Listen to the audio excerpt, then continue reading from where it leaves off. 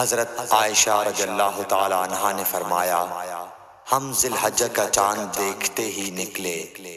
رسول کریم صلی اللہ علیہ وسلم نے فرمایا کہ جس کا دل چاہے تو اسے عمرے کا احرام باندھ لینا چاہیے، کیونکہ اگر میں حدیث ساتھ نہ لاتا تو میں بھی عمرے کا احرام باندھتا۔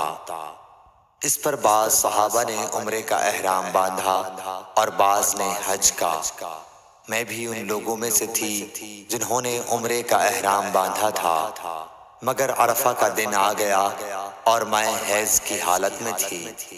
میں نے نبی کریم صلی اللہ علیہ وسلم سے اس کے متعلق شکایت کی تو آپ نے فرمایا کہ عمرہ چھوڑ اور اپنا سر کھول اور کنگھا کر اور حج کا احرام باندھ لے۔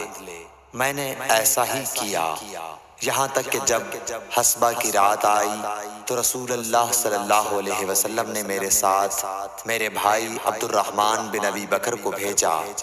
میں تنعیم گئی اور وہاں سے اپنے عمرے کے بدلے دوسرے عمرے کا احرام باندھا۔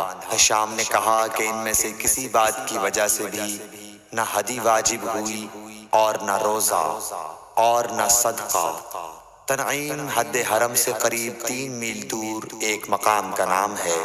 صحیح بخاری حدیث نمبر 317۔